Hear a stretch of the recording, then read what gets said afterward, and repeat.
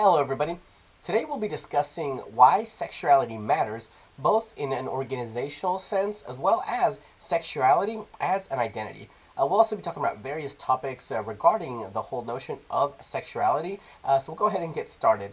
This presentation is done by myself, Diego Alvarado Ruiz, as well as Sedona Benjamin and Mackenzie Stewart. In order to best understand this subject, we've broken it down into three different parts that are very important to understand to really get the whole picture. We've broken these parts down into what is sexuality, so identifying the sexual identity, as well as talking about sexuality in organizations and how to communicate sexuality. We'll go ahead and begin with establishing sexuality as a social identity and kind of going over what is a sexual identity. I want everyone to sort of think for a moment about when's the last time that you've had to consider your sexuality as a factor in who it is that you are. Me, for example, as someone who would identify as heterosexual, as cisgendered, I haven't ever had to use my sexuality consciously as a factor for anything. In fact, I can't remember the last time I thought of myself, as identifying as a heterosexual or as cisgender. Say that you identify as a member of the LGBTQ plus community, or you identify as gender fluid, any one of the various identities that we'll talk about later. You probably are thinking more about your sexuality as part of your identity than somebody else would. Sometimes it may be because of societal reasons or because of, say, even legal reasons, social reasons, that you're forced to think about your sexuality. That's what this chapter in Alan's book will cover, and it'll really get us into thinking about what it is that we do, how we say, what an organization runs, and understand what roles our sexuality plays in that. Now, in order to fully understand sexuality as an identity, there's a couple of things that we have to define and a couple of things that we have to understand. The first being exactly how would you define sexuality? Now, Allen has a very peculiar definition of sexuality found on page 116 of the text. I'll go ahead and read it to you. Allen defines sexuality as the social expression of social relations to and social reference to bodily desire or desires, real or imagined, by or for others or for oneself, together with the related bodily states and experiences. Others can be of the same or opposite sex, or even occasionally of indeterminate gender. So it's a bit of a long definition here, but it's essentially boiling down to something that vocabulary.com actually breaks down really simply. Vocabulary.com's definition of sexuality is simply the properties that distinguish organisms on the basis of their reproductive roles. So it's important to clarify here that although sexual identities and sexual orientations, such as genders, sex, that is a big part of what we're talking about. But when Alan talks about sexuality, he means more so everything that encompasses the umbrella of sexuality. For example, even talking about gender roles, even talking about what it was like to express oneself sexually, no matter if you were heterosexual, homosexual, bisexual, or any of the other LGBTQ plus identities. So we're really talking about just the expression of your own sexuality, no matter how it may be. There's another important definition that we need to talk about, and that is defining what is sexual orientation and what are the different types of sexual orientations that one can identify as that is where the bulk of our identity when it comes to the sexual realm is found in our sexual orientations. Now, when it comes to sexual orientation, that is where the bulk of our topics regarding sexual identity come from. So Merriam-Webster, they define sexual orientation as a person's sexual identity or self-identification as bisexual, straight, gay, pansexual, etc. All the gender identities, all the self-identifications, everything under the LGBTQ plus umbrella, that is sexual orientation. Now, one thing that's important to clarify is when we talk about the origin of the sexual orientations, we're not referring to when, for example, it was first recorded that people expressed these sexual identities. We're more so talking about that when were these phrases coined? When did these groups first appear in recorded history? As Since the dawn of humans, there's been evidence of all these sexual orientations. There has always been gay people, straight people. There's always been bisexual people. There's always been people who identified as non-gender fluid. These have always existed in the world since humans existed. But what we're talking about here is the origin of the terms that are used and the origins of the identities of the categories, if you will.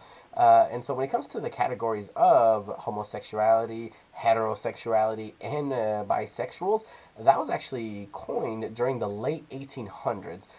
So the story goes that in the Austro-Hungarian Empire, there was a person by the name of Karoli Kurtbeny. Now, Karoli Kurtbeny, he was a journalist.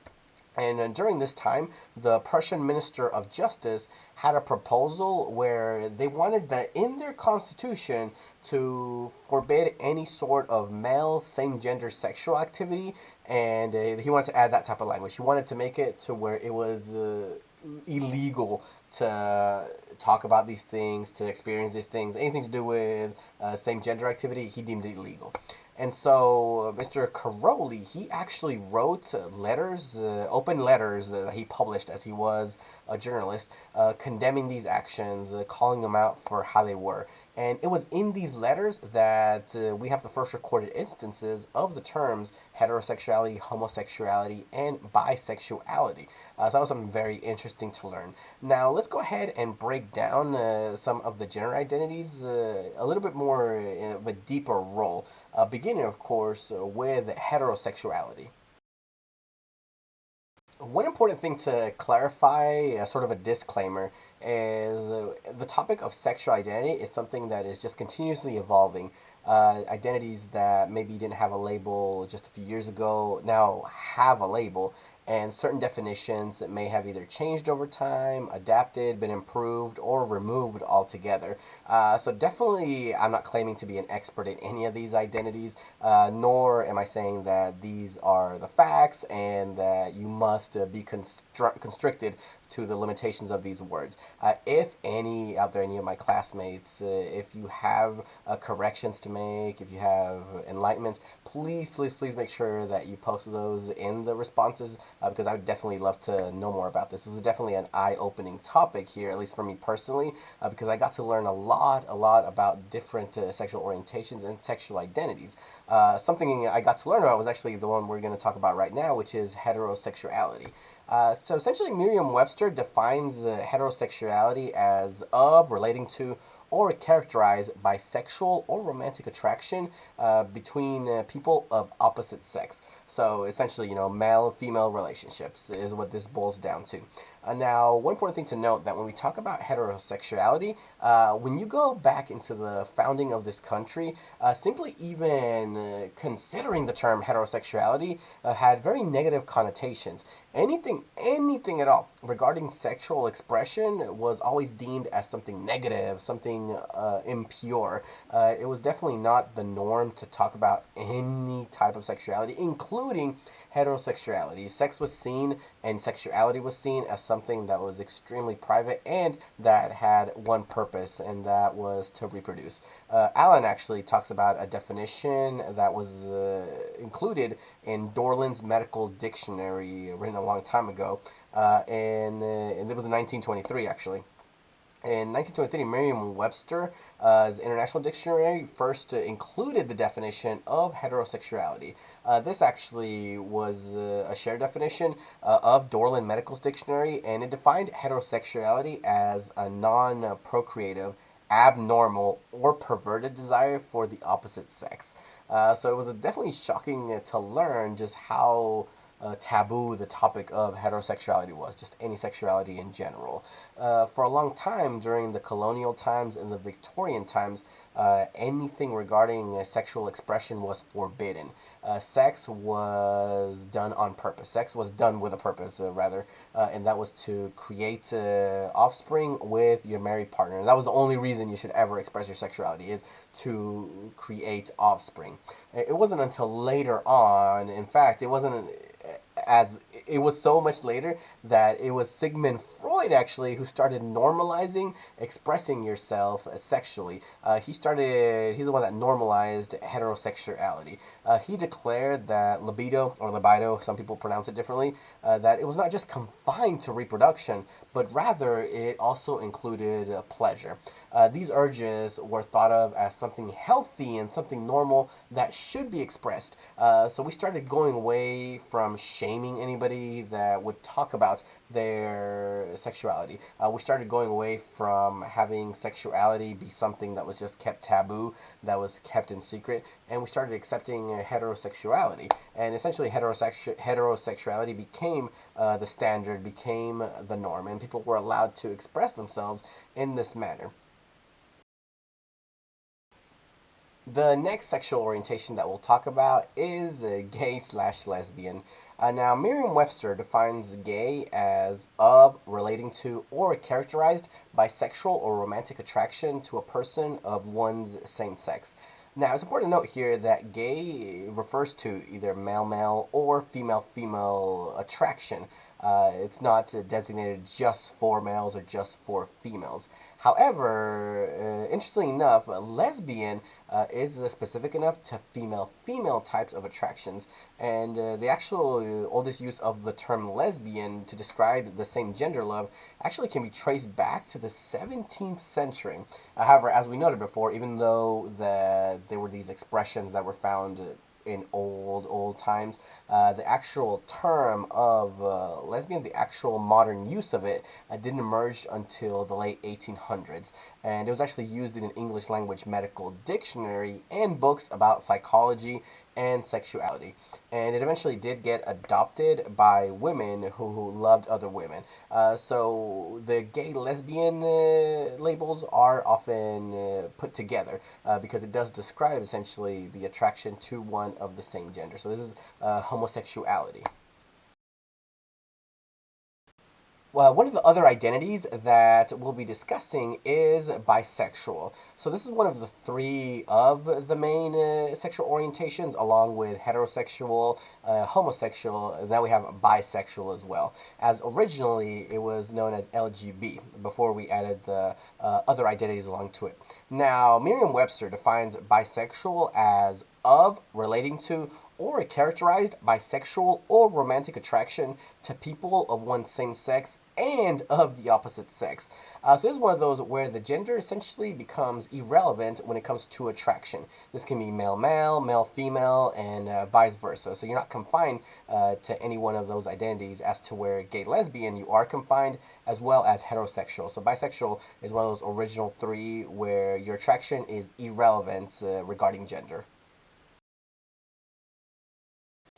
The next sexual identity that we'll talk about is transgender. Now, this sexual identity is very unique out of the ones that we've talked about so far. So let's start with the definition. Merriam-Webster defines transgender as of, relating to, or being a person whose gender identity differs from the sex that the person had or was identified having at birth. So with this sexual orientation, right now we're going to deal with two things that we have to clearly define, and that is sex versus gender. Now, sex is contingent on what you were biologically assigned at birth. So this is where we're talking about things like XY chromosomes. This is where we're talking about reproduction organ at birth. While gender is more of the social construct. I mean, throughout different cultures, throughout different times, the whole role of gender has evolved and has changed. But when it comes to speaking biologically, sex is male, female, or in some situations, mixtures of both male and female sexes. So when it comes to transgender, this refers to those people who don't identify with that sex that they were assigned at birth. So this is possibly one of the more controversial identities when it comes to the whole topic of sexual identities. And although transgender people have existed just throughout history, as we mentioned earlier, the term transgender actually came into being as late as the 1960s. I mean, that was only about 60, 70 years ago that this term existed. The earliest use of this term was in a psychology textbook from 1965. And so, as it replaced other terminology that mocked or minimized trans people, transgender was officially embraced as part of the LGBT community in the 2000s.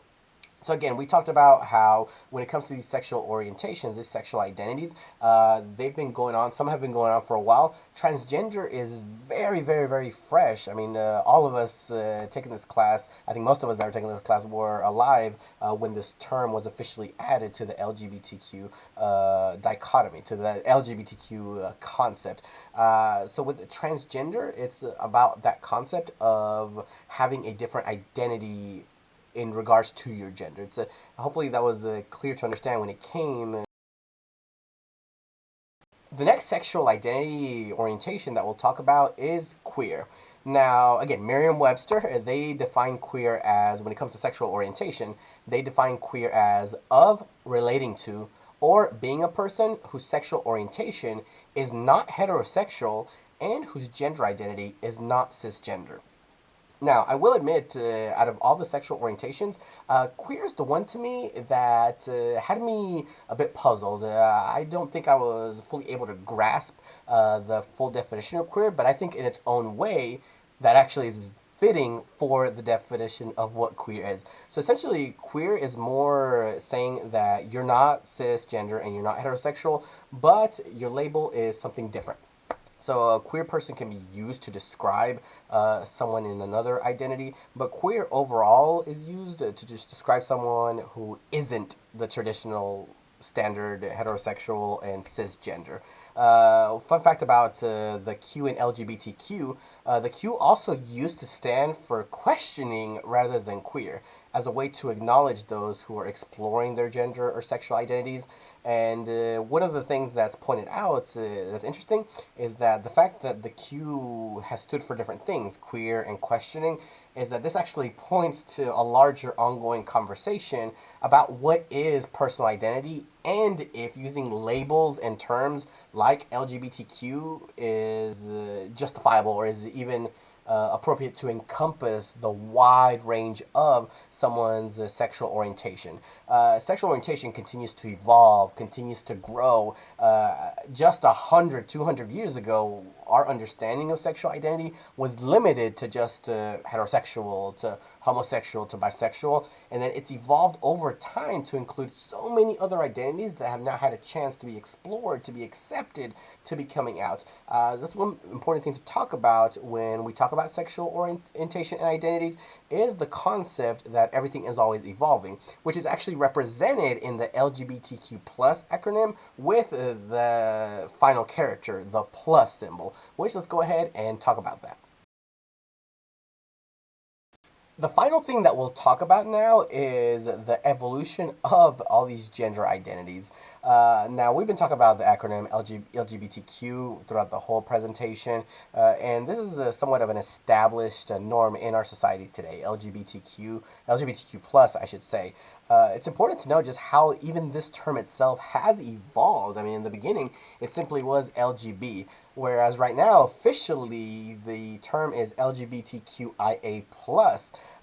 Newer appendages to the acronym, they attempt to embrace just a wider swarm of the community. And so the plus sign at the end of the acronym is there referring to this wide variety of gender identifications and sexual identities. And it's something that will continue on as we progress and as we start embracing those sexual identities. And that's why it's so important to recognize and be aware of one's sexual identity, as it may be something that needs to be understood more, needs to be accepted more, needs to be studied more, needs to be just a thing more. Expressing and recognizing one's own sexual identity will lead to just a better understanding of who we are, whether it be in a personal sense, an organizational sense, just in all types of senses. We talked about how in the past, even something as common as just expressing yourself sexually, even if you were heterosexual, was frowned upon.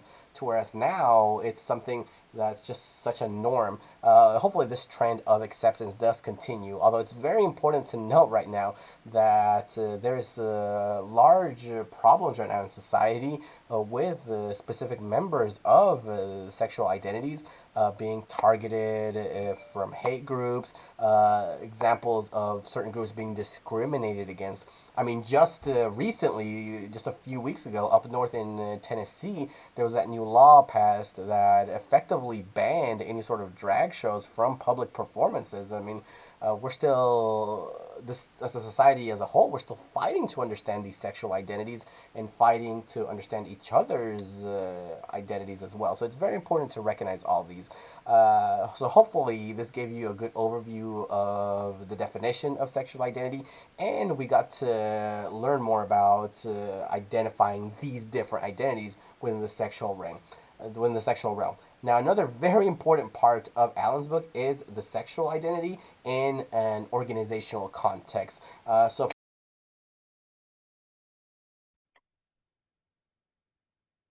Hi everyone, my name's Sedona. I'll be talking about why sexuality matters in organizations and just in general specifically. So there is a lot of historical information that sort of goes into different historical sources that influence our current perceptions of sexuality. And those are going to be religion, government, media, education. And a lot of these are intersectional in the sense that religious groups, when people first came over to the United States from Europe, they formed religious communities. And within those communities, they had their own governments, their own smaller forms of government, and they were all based off of primarily their religious groups. So all of their laws and policies and rules followed along with their religious beliefs. For example, in the Puritan and other religious communities, there was the belief that sexuality and sexual actions, I suppose, were only supposed to be for reproduction. They were not supposed to be based off of sexual desire. It was solely for reproductive purposes. And it was only supposed to be, because of that, it was only supposed to be between a man and a woman who were married together. And because of that, this sort of privilege their idea of, or not privileged, but excused to them their idea of needing to civilize other cultures who did not share this belief. So, for example, indigenous people to North America and South America as well, specifically the United States, a lot of people believed that it was sort of part of life in terms of it was more than just for reproduction. Sex was for more than just reproduction. It was part of desire. It was part of creating life, living life. And that also went into the African people that were brought over and enslaved by these religious groups, and just these people in general. They saw sexuality as a form of empowerment and of pleasure and expressing that power and pleasure. It wasn't just reproduction or sex wasn't just for reproduction. So when these religious groups and other communities wanted to back up, I suppose, their reasoning for why they needed to civilize these groups, part of sexuality was included into that discussion, because these groups didn't just view it as for reproduction, they viewed it as for something more than that. So they needed to civilize towards their own religion, where it was just for reproduction. That's sort of the intersectionality between religion and government.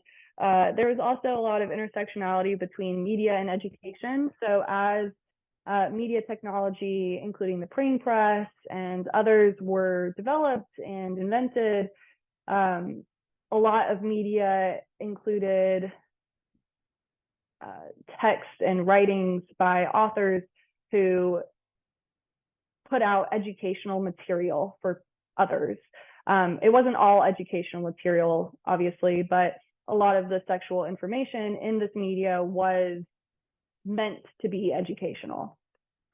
So, for example, at some point in the 1900s, with the printing press, people started to disperse material about, different forms of contraception and different ways to properly conduct an abortion or at home, different tools and materials to use and how to do it. And all of this sort of just goes back into the sexuality and how it evolved, and views of and perceptions of sexuality evolved through history. Next is, sorry. So when we're talking about why sexuality matters, we have to sort of talk about not where sexuality comes from, but sort of how it's portrayed in our society, how it's represented. So a lot of media, news media, portrays sexuality in different kinds of ways. So for example, in the media, the news media does point out, or we see in the media, a lot of information about celebrities coming out or sex scandals or different things involving sexuality or sexual behavior revolving around celebrities. So for example, there's been news media about Lil Nas coming out and Miley Cyrus and Raven-Symoné from That's So Raven. And it's not that, I don't want to use the word that media sensationalizes sexuality, but it brings it out as something that maybe isn't as normal. So for example, you don't hear news media talking about, oh, this celebrity came out as straight. You don't really necessarily hear that as much. You only hear it pointed out when their sexuality is from the hegemonic norm. So the hegemonic norm in society is to be straight sexually, whereas the news media, or whereas any other form of sexuality is seen as abnormal, not necessarily always bad, but just different or other from the norm. So that's how modern news media portrays or points out different kinds of celebrity sexuality. I guess they call it news. There's also a lot of talk about politicians in the news media, specifically their sexual misconduct or, sex scandals. Same thing with celebrities. If a politician comes out as, something other than the hegemonic norm of straight, then the news media, makes a big deal about it. For politicians, there's the example of the Clinton and Lewinsky scandal, the sex scandal, and how that all played out. There's hundreds of articles out there and different kinds of media about sort of just this entire event, and it's still referenced in more current news about more current sexual events or events regarding sexuality, because at the time it was portrayed as such a big deal that people still reference it, to this day. There's also a few other different kinds of media. I mean, sexuality really is portrayed in all different kinds of media, and that's, both different kinds of sexuality. So LGBTQ+, they're straight. So, and these are all represented in, video games and television series and movies, on the internet, all different ways of portraying this. So for example, there's a newer show called The Last of Us. I believe that they just finished their first season a week or two ago. They finished their last episode of their first season. And this television series was based off of a video game. And one of the main characters in this show and video game is named Ellie, and she is within one of the first couple episodes. They show that she is part of the LGBTQ plus community, and I don't believe that they specifically say, where she is within that community, but just the fact that she is portrayed, this character is representing that part of this community. So that's how you find representation in The Last of Us. There's also a very popular TV show called Schitt's Creek. And there was a lot of praise around Schitt's Creek and how they portrayed one of their main characters named David and his sexuality. So there's a really popular scene from Schitt's Creek where David is with one of his friends and they're in a liquor store or a wine store and they're talking about different kinds of wines. And they never specifically use the word sexuality or anything to do with that, but it's insinuated or inferred, or it can be inferred that his friend is, asking him about his sexuality with these wine bottles. And she's like, do you like Chardonnay or do you like Merlot? And a lot of people really love this part of the show because they feel like they can identify with it, because David's response to his friend Stevie is, I like the wine, not the label.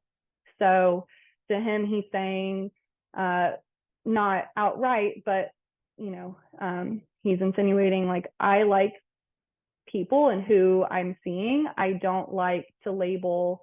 I don't care about, the label of who it is that I'm seeing. I don't care about their sexuality or their gender. And so that's how he shows his sexuality, and that's how his sexuality is represented in the show. And a lot of people really identify with that particular scene because they feel represented. There's also a lot of portrayal of sexuality and representation of sexuality in social media. So in Snapchat, there are social media platforms that were developed specifically for, sexual content. So Snapchat, one of, the common beliefs about Snapchat is that it was developed to send nude photographs back and forth with people and not having people save that image. Sorry, I don't know what my dog's doing. So when you send a Snapchat, until, screenshots came around, you send a Snapchat and to another user, a friend, whoever it is, and they can open that Snapchat, and then once they've opened it, it goes away. So they can see it once and they can never see it again.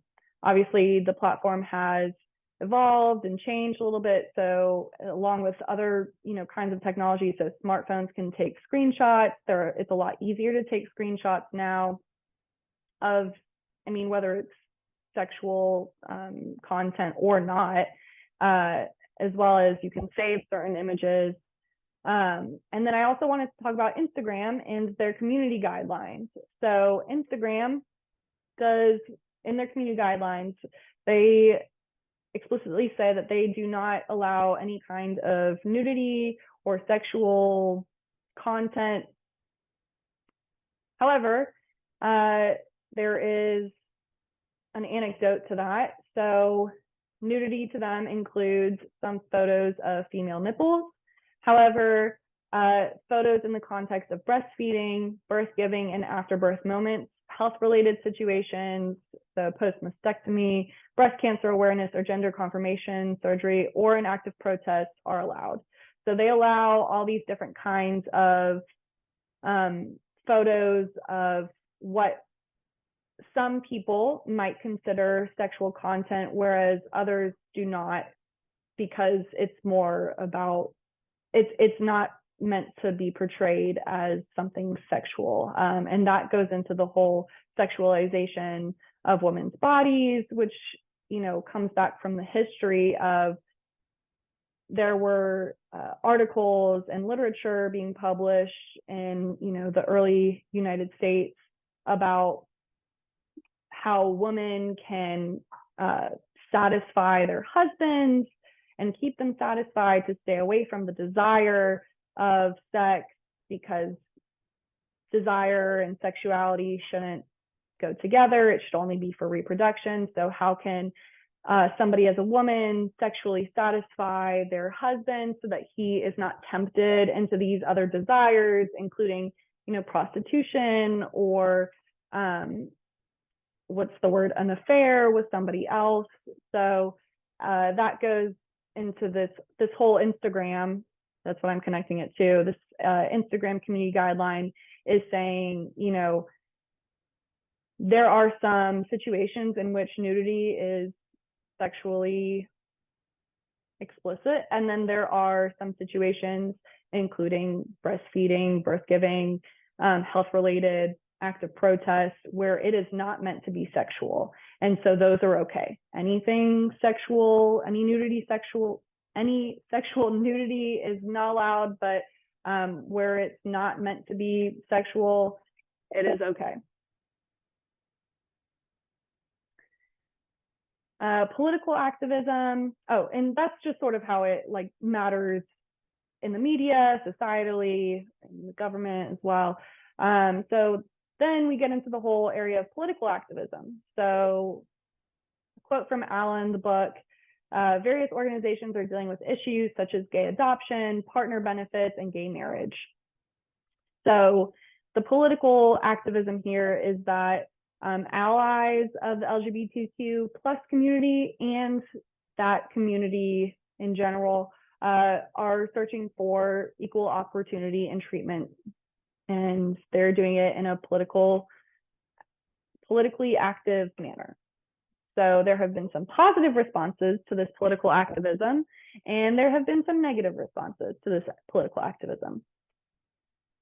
Positively, there are organizations who are, taking charge, and they are offering benefits. They're offering health benefits. So, for example, IBM, they're offering health benefits to groups of LGBTQ plus communities. They're partnering with organizations that provide those specifically, or provide different, kinds of health benefits for LGBTQ plus groups. There's also more than 8,000 companies offer domestic partner benefits, so benefits for partners in LGBTQ plus relationships. There's also activism in, political activism is affecting education. So Georgia Southern has, along with many other universities and schools, they do have their own gender and sexuality department. So a lot of universities are incorporating these sexuality departments into their institution. And these are to educate people on sexuality, to, talk about what are the stereotypes, what are these different issues related to sexuality, and what is sexuality actually. There's also a bunch of, sorry, my dog. A bunch of LGBTQ plus student organizations. Georgia Southern, again, we have several of these. And additionally, for political activism, another positive response in the government would be the Repeal Act of 2010 for the Don't Ask, Don't Tell. So in the government, it used to be where people who identified with the LGBTQ plus community could not serve in the US military, whereas in 2010, that law was repealed. So that's another step positively in another kind of organization, our government. So then there were also some negative responses, and there continue to be.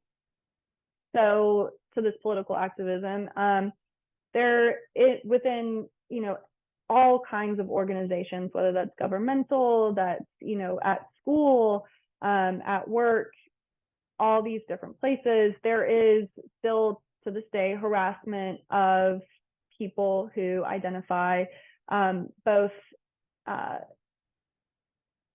in the LGBTQ plus community, and there's also, sexual harassment as well.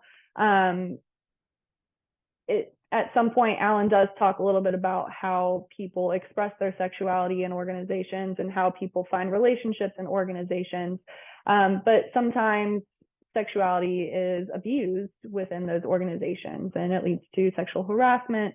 They have, human resources groups in certain organizations to try to combat this and, get rid of this sexual harassment, but it doesn't,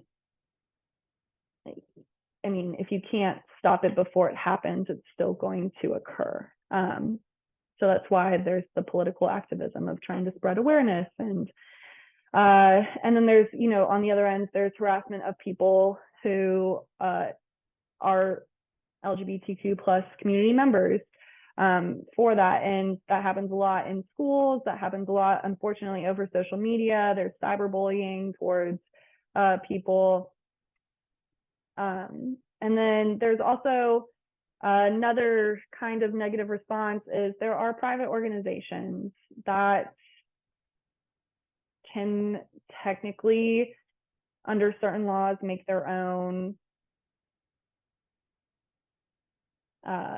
private organizations can make their own decisions regarding sexuality within their organization. So, for example, Boy Scouts of America, at the time that this was written,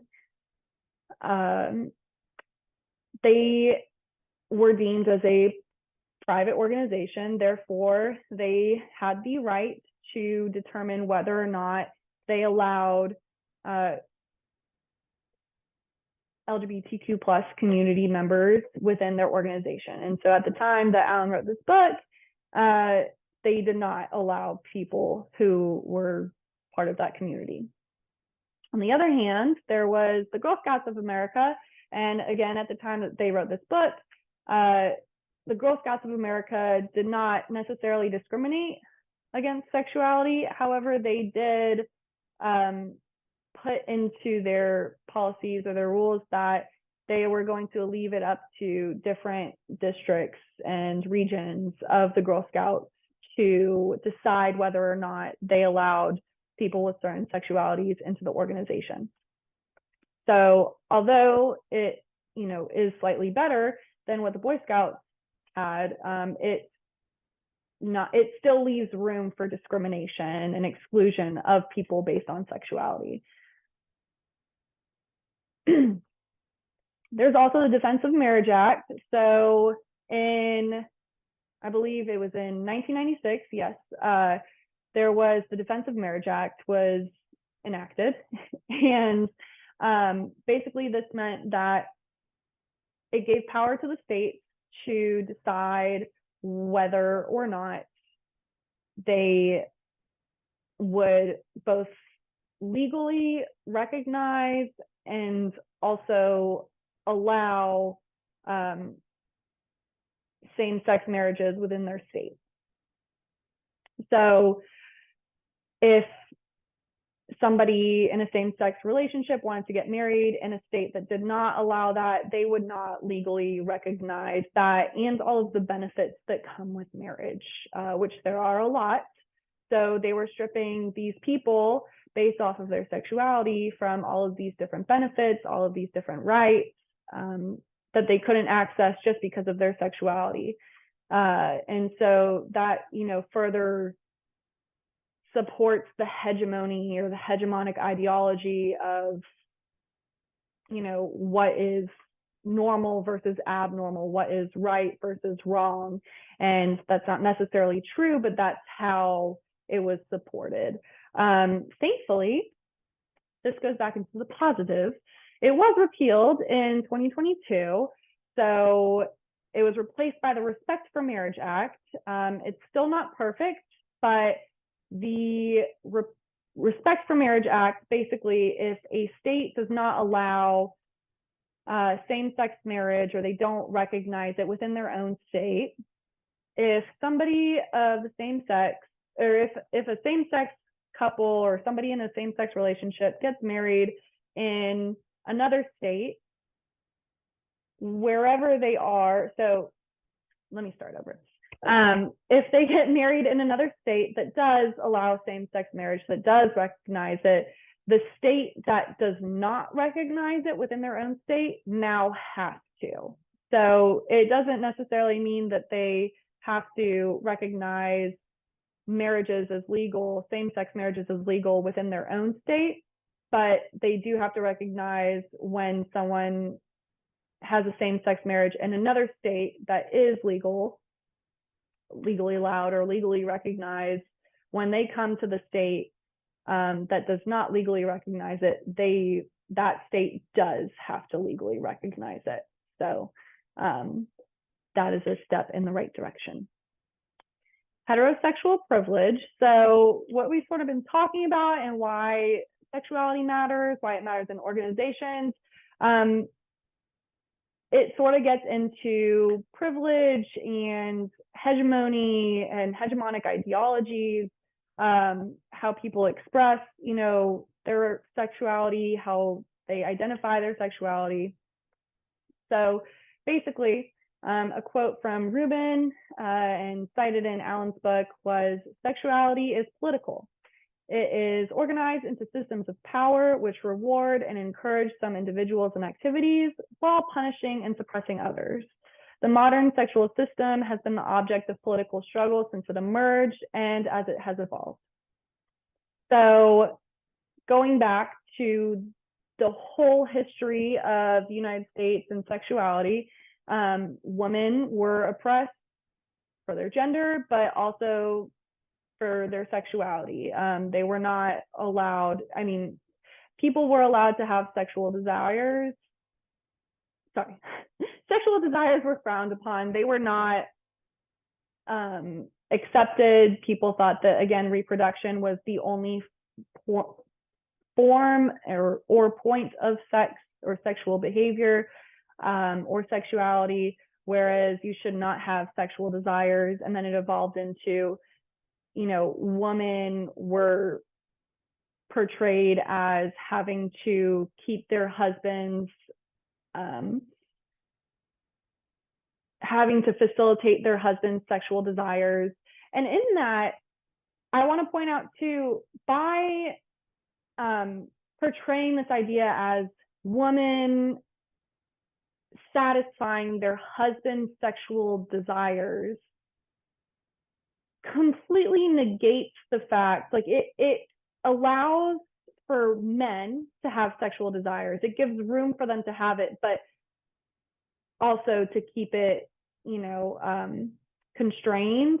But it completely negates the fact that women or anyone else also had sexual desires. So by putting them in this position of having to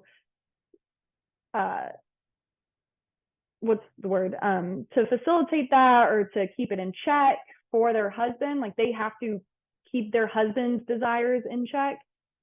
What about the woman? So they're saying that she doesn't have any sexual desire. She is the object of sexuality, but she is not someone with sexuality. I hope that makes sense. So going back, there was a group of students that created a list of statements for heterosexual people specifically, or for straight people to consider. And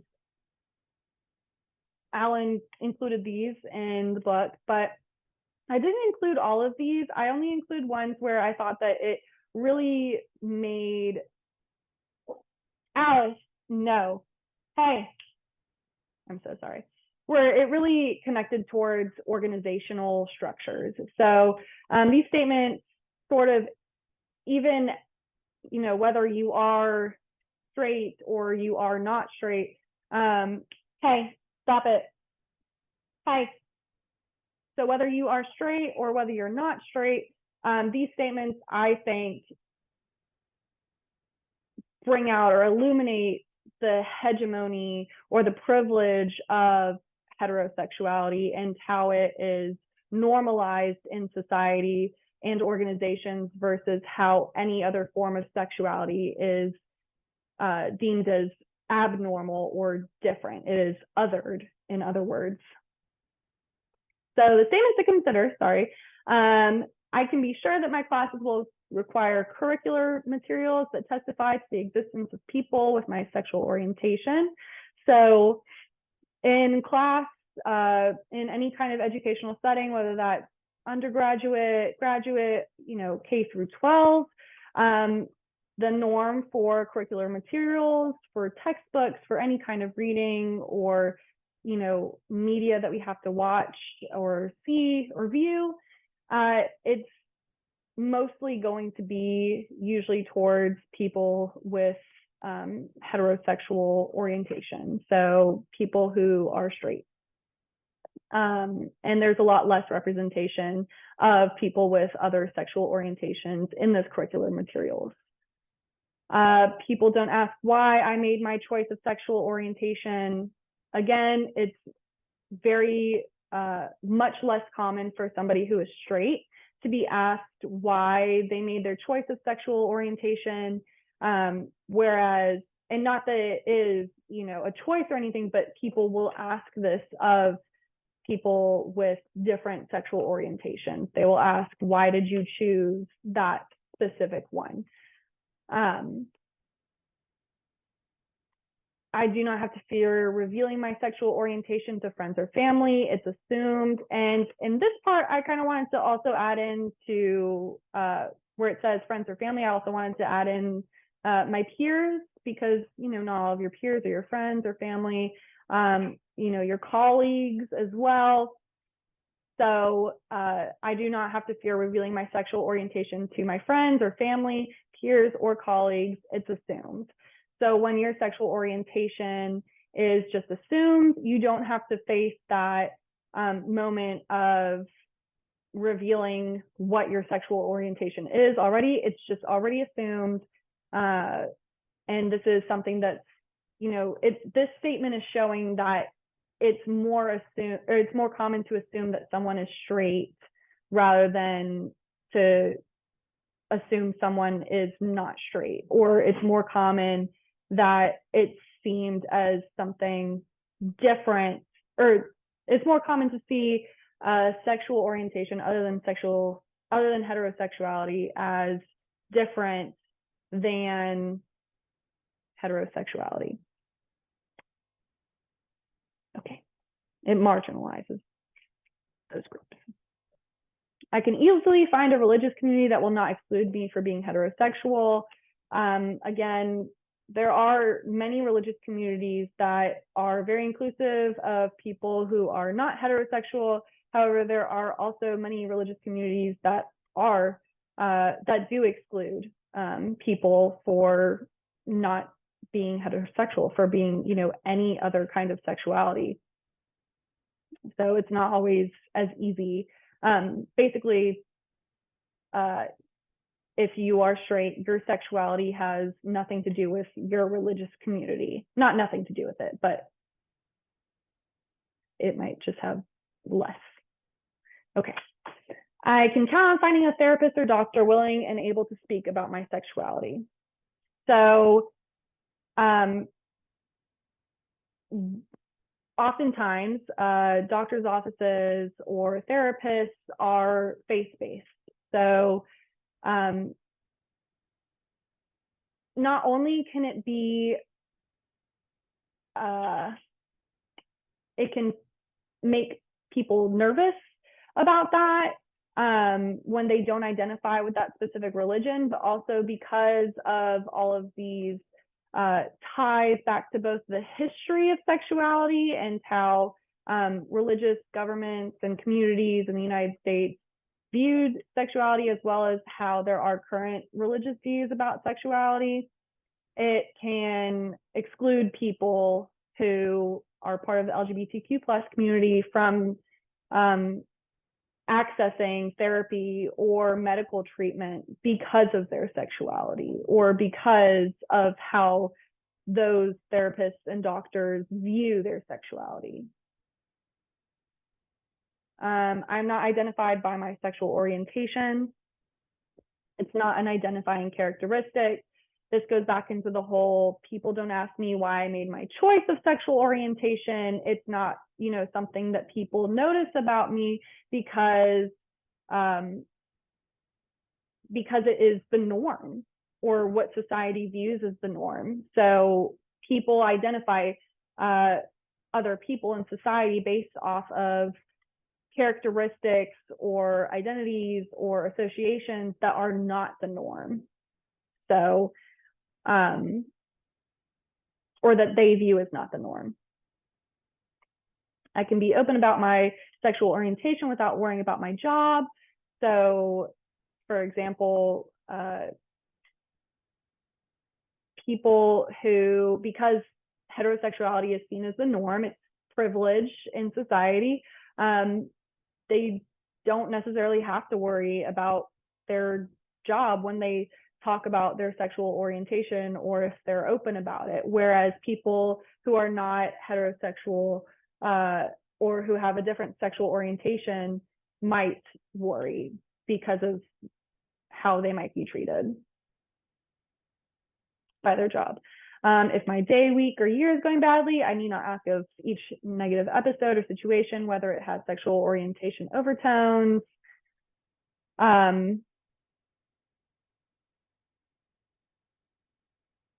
As a heterosexual person or as a person with a straight sexual orientation,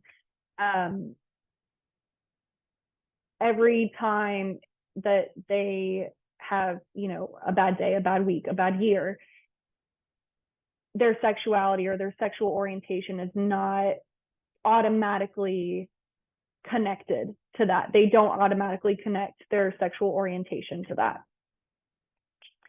And then I can go for months without being called straight.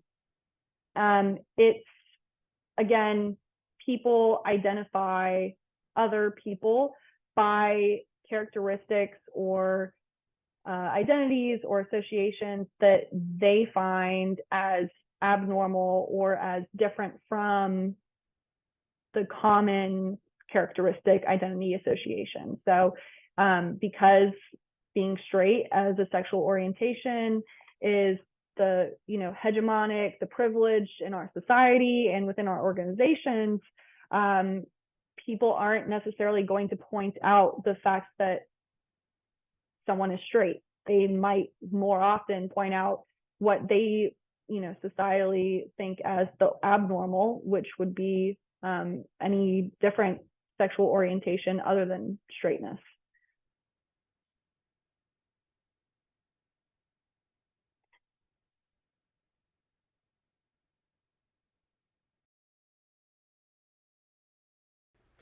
All right, hello everybody. My name's Mackenzie, and I'm going to be talking about communicating sexuality in the workplace. So, first, Alan starts out with this quote. She states, "In most organizational settings, employees routinely engage in such behaviors such as sexual banter, jokes, teasing, gossip, and flirting. The workplace is a fertile site for performing sexuality." So, when we think about sex in general, we don't typically associate it with the workplace, but Alan does make a very good point that, a lot of relationships do start out in the workplace because you're spending so much time with these people. You often have a lot of things in common because you're in the same kind of work environment. So that quote really stood out to me and kind of set the precedent of, okay, sexuality is very real and very apparent in the workplace. So Alan states that the manner in which sexuality is expressed or repressed is dependent on the organization and its culture. So, for example, she gives the example of sexploitation organizations versus other organizations. So, sexploitation organizations would be such as the porn industry, escorts, strip clubs, that kind of thing. Whereas other organizations is going to be your average run-of-the-mill, 9-to-5 sort of organization, education, business, marketing, that sort of thing. And then closed organizations often have a different kind of environment because these are jails, prisons, boarding schools where you're with the same people all the time. and it creates like this closed off culture, so you're not really exposed to outside influences and other people where you would explore sexuality. Sexual makeup of an organization does influence the policies. So, for example, if you have a women dominated organization and there's males in the higher ups, that can kind of create an imbalance. Some of the policies, if they're very strict and very serious on sexual harassment, it may make employees kind of want to take a step back and be like, okay, is this something that I really want to do, because it is such a strict environment. Whereas if you have a very like laid back environment, you're less likely to have these super strict policies surrounding sexual harassment or anything like that. The norms may influence dress code, appearance. Oftentimes, women who work in corporate will sometimes appear a bit more sexual, especially when it's a business type thing, in order to make more sales. It sounds really bad, but that's just kind of the reality of it. Whereas in education, oftentimes we see our professors and educators dress a little bit more conservatively just because of the academic setting. And policies may also dictate the manner of amorous relationships, which we're going to move into later. But basically, can the superior have a relationship with an inferior or an employee based on whatever the policies are? Like, for example, in education, there's a very strict policy that you cannot have a relationship with anybody who's in direct supervisory role over you, and vice versa. If you're directly supervising somebody, you also cannot have an amorous relationship with them.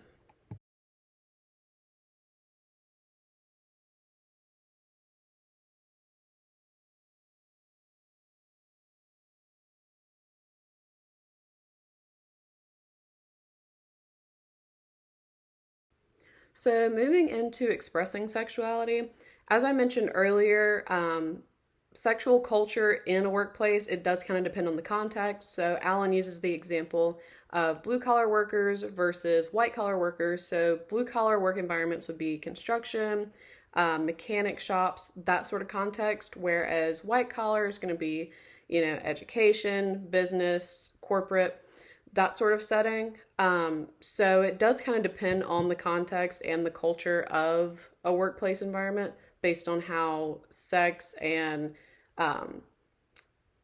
sexualized content is going to be perceived. So women in the workplace, there's always the connotation surrounding women with pregnancy, periods, things related to that nature, and it can oftentimes lead to discrimination. But as far as women expressing sexuality in the workplace, there's an idea that Alan expresses of heteronormativity, which basically the example she uses to describe is how women wear makeup to work. Now, you can look at it from one side, whereas, women are perpetuating heteronormativity, because they're wearing makeup, they want to appeal to their male coworkers or superiors. But then you also have the other hand where, women want to feel confident and empowered. Women also will wear makeup if they're lesbian to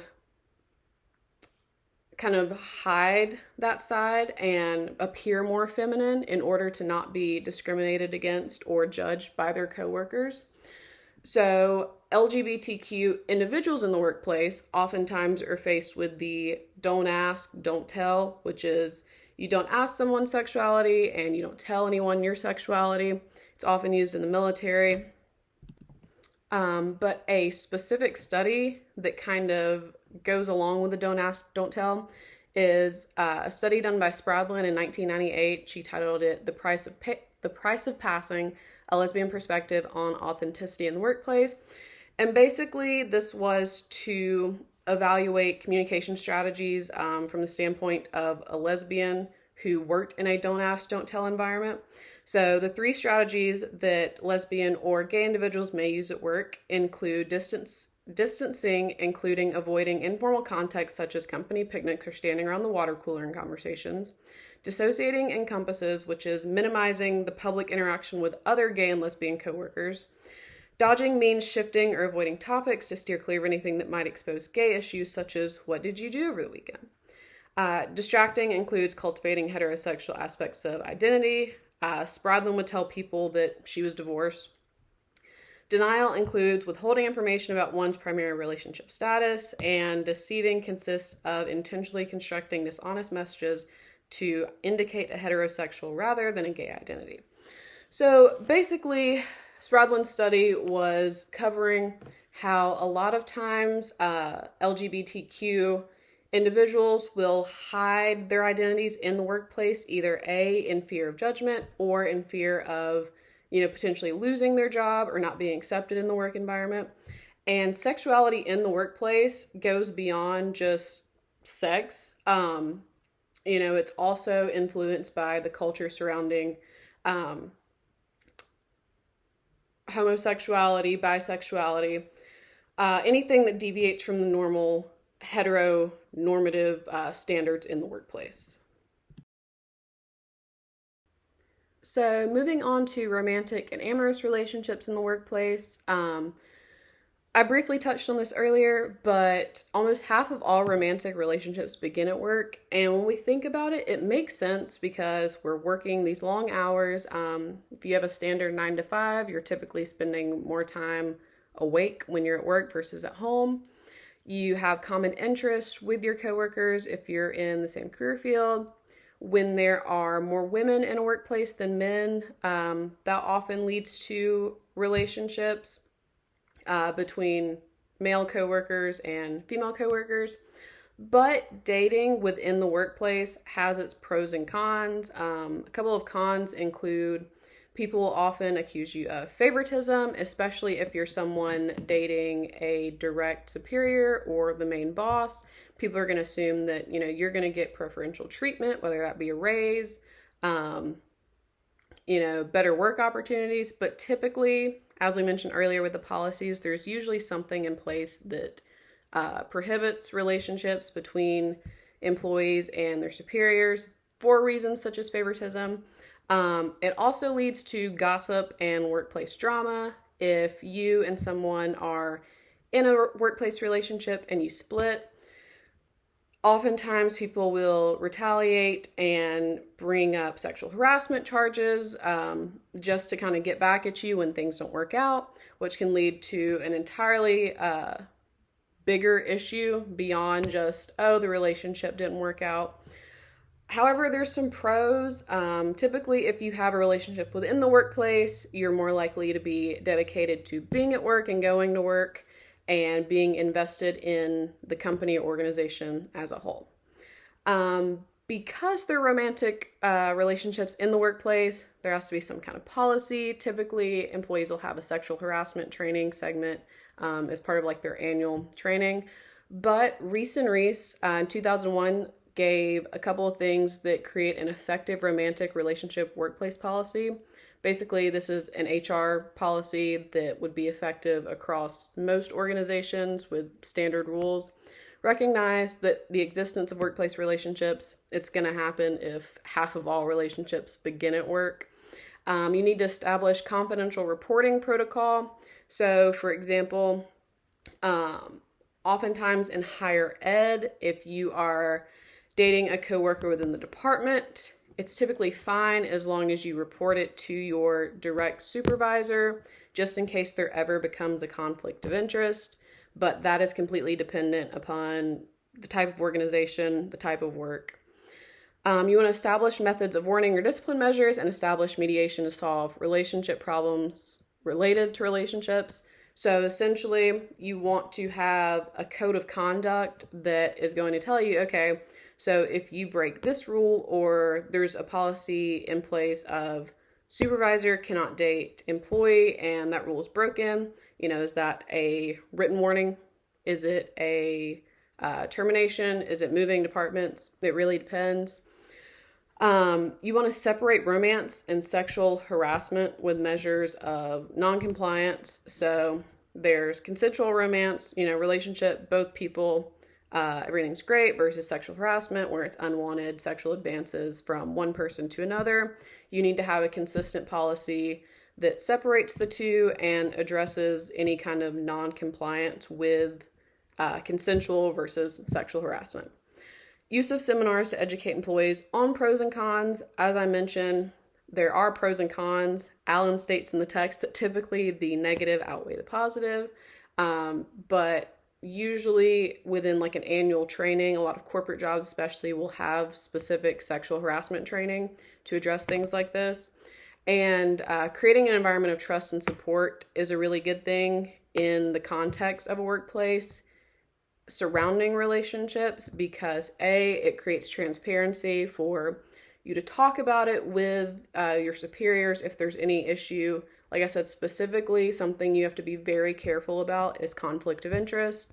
So having that environment where you can trust your superior, where you can talk to them about it and not have to hide things, is going to help you feel more comfortable, and B is going to prevent you from hiding things and then getting caught and in a lot more trouble later down the road. So now we're going to get into discussing sexual harassment in the workplace. Wood 2011 defines sexual harassment as any unwanted sexual behavior that creates an intimidating, hostile, or offensive working environment.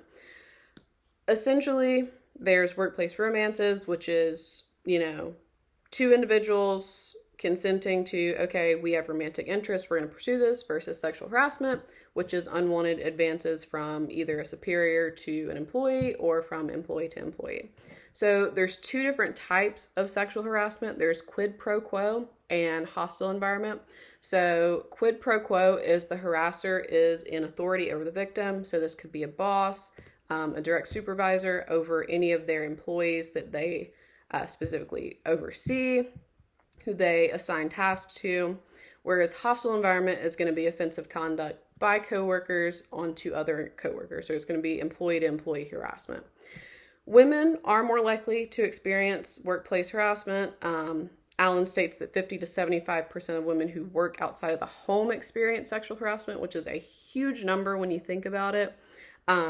Women in male-dominated fields are more likely to experience the hostile environment, because when there's more males working with you as a coworker, there's just the possibility of women being sexually harassed by males when there's more males in the workplace to begin with. So the reverse can also occur. Oftentimes when we think workplace harassment, we're like, okay, it's either male employee harassing female employee or male boss harassing their female employee. But there is the reverse, where females are harassing males, whether it be in a supervisory position to an employee or, again, coworkers. Again, this is the whole idea of heteronormativity, where we automatically assume, oh, it's a male harassing a female, where it can actually be female harassing male or same sex harassing same sex. But the whole male to female idea really just kind of plays on the whole idea of a heteronormative environment. Women of color also experience beyond sexual harassment when it comes to reporting, because they are faced with the whole gender and race thing. They don't want to feed into these stereotypes of aggressive and being angry and overly emotional that a lot of women of color experience just in a normal social context. So not only are they faced with having to deal with the repercussions of sexual harassment, they're also dealing with the social constructs surrounding race, social class, gender identity, that sort of thing. So finally, we're going to discuss changes in sexuality in the workplace. Obviously, Allen's text was published in 2011, and we're now in 2023. So there has been a lot more forward-thinking and more progressive movement since then. So starting with DEI initiatives, that's diversity, equity, and inclusion, specifically for the LGBTQ community and employees. So traditionally, a lot of policies regarding appearance in like employee handbooks, so anything related to hair, makeup, clothing, just any outward appearance was geared toward female employees. There was a lot of very gender-specific language used, but now that we've realized that these characteristics aren't exclusive to just female employees, there's a lot more organizations using gender-neutral policies and gender-neutral language across the board to move away from, specifically targeting females with these policies. Another is the gender inclusive restrooms. So this was implemented in 2021, I believe, after the Bostock versus Clayton County, Georgia case in 2020.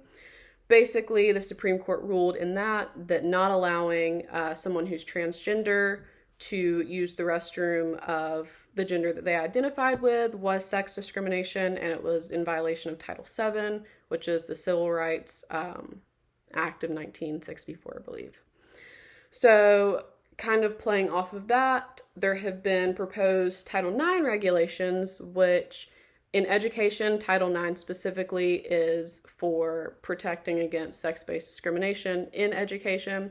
So a couple of these regulations that they're proposing and to be changed is clearly protecting students and employees from all forms of sex discrimination, provide full protection from sex-based harassment, protect the rights of parents and guardians to support their elementary and secondary school children, requiring schools to take prompt and effective action to end any sex discrimination in their education programs or activities. So these were proposed beginning of 2022, I believe. So we are moving toward more inclusivity beyond just like the workplace. This is in education, so K-12, higher ed, that sort of setting. So there's also been a gradual decrease in sexual harassment reports from 2010 to 2021. So in 2010, there were 7,944 cases of sexual harassment reported to the Equal Employment Opportunity Commission, down to 5,581 in 2021. This is a decrease from 15,889 in 1997. So Allen states in the text that this is because she's only comparing 97 to 2010, I believe. She states that these policies must be working, and having such strict policies in the workplace regarding sex-based discrimination is something, or sex-based harassment, is something that is working. But we do kind of have to step back and think, okay, these are the cases that are being reported. So I personally think that one thing that has influenced that drop is the Me Too movement, where women now feel comfortable, like they have the platform for their voices to be heard and to share their stories. So even if these cases aren't reported to the EEOC, their stories are still getting out there, and there's still potentially reprimands for the offenders in sexual harassment. But also, sexual harassment complaints and charges do cost companies. So the Institute for Women's Policy Research stated in 2019 that workplace harassment can result in substantial cost to companies, including legal costs if there are any formal charges, costs related to employee turnover, and costs related to lower productivity from increased absences. So while yes, the official number of reports have gone down, we can't really take that as, oh, there's less sexual harassment occurring in the workplace in today's society. There's just less being reported. So as we've seen in this presentation, sexuality has a very significant presence in the workplace. We discuss sexuality as a social identity as a whole, how sexuality operates within the workplace, and how sexuality is communicated. So although there have been progressive and positive changes in sexuality in the workplace, there's still areas that need improvement and further discussion, but it is important to remember boundaries and respect when approaching sex or any sexuality related topic in the workplace in order to ensure that everyone feels safe in their work environment. So our discussion question is, how do you feel that sexuality is present in your own organization? And do you feel that your organization has an appropriate culture surrounding sexuality? Why or why not? And if you could implement one policy regarding sexuality in your organization, what would it be and why do you think it's necessary?